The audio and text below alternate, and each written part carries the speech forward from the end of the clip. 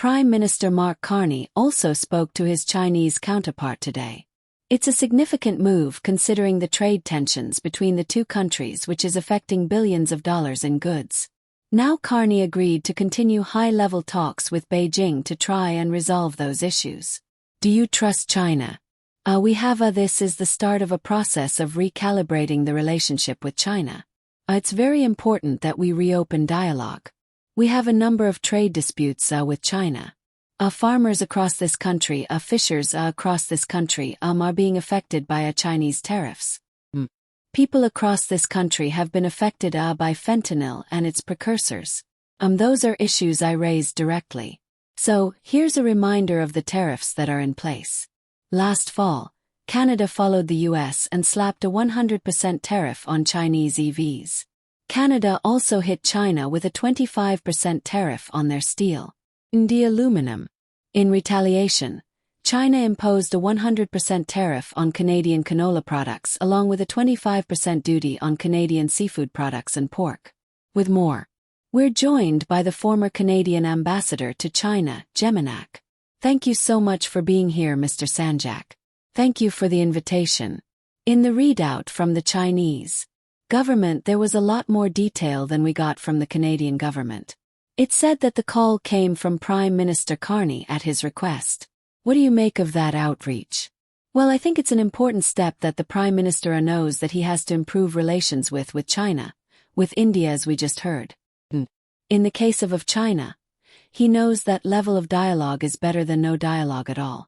And he knows that the Canadian farmers, especially in Western Canada and in Quebec in terms of the pork, have been very affected by the tariffs that were put in place by the Chinese.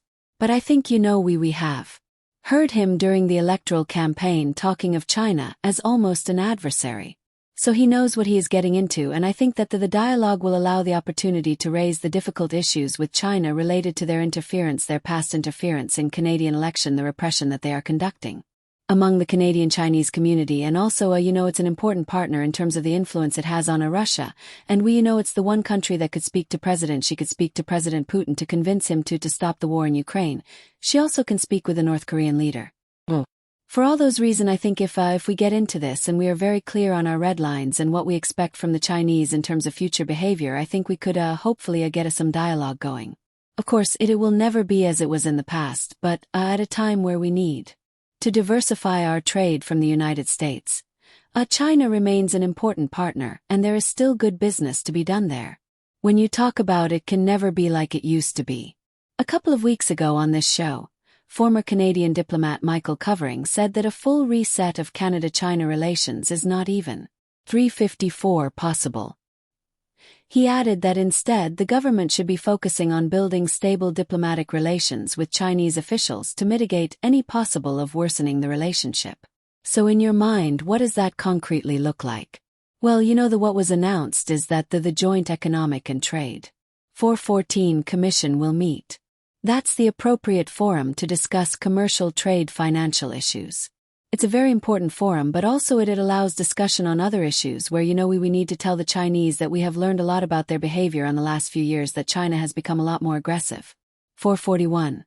In the South China Sea and the Eastern Sea also, and we know that they are supplying lots of products that are used by Russia in its war with Ukraine.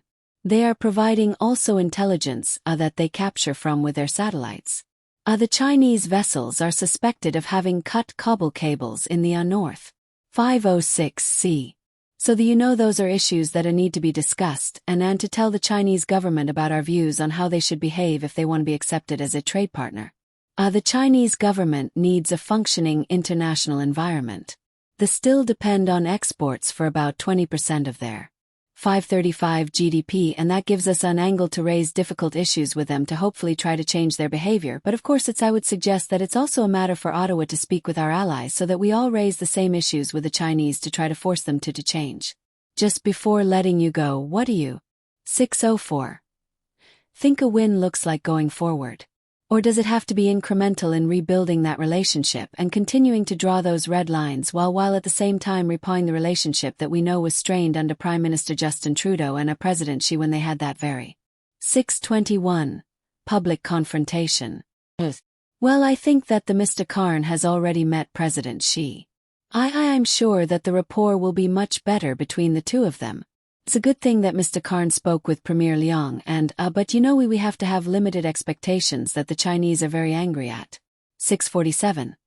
Not only for those tariffs, and by the way, we didn't follow the rules, we simply followed the American lead that they had imposed 100% tariff on Chinese electric vehicles. We did the same. In my view, it would have been better to follow the WTO rules to have an investigation. 708 like the Europeans did, and to have a more appropriate tariff that would have been probably between 15 and 35%. And so the Chinese won't move on their tariffs on canola. They are trying to diversify their trade, especially in terms of agricultural products. They have concluded a number of agreements with Brazil and Argentina in 735 recent months, but I think that the good thing is to sit down to hear their grievances and for us to air our own and hopefully to engage in a dialogue to seek ways. The very important question for Ottawa will have to be at which point do we decide to have a separate policy from that of the 758 US with regard to China, because this has not really given us any brownie points in Washington. We're going to have to leave it there. Former Ambassador to China Geese Jaku. Thanks so much for your time today. Thank you.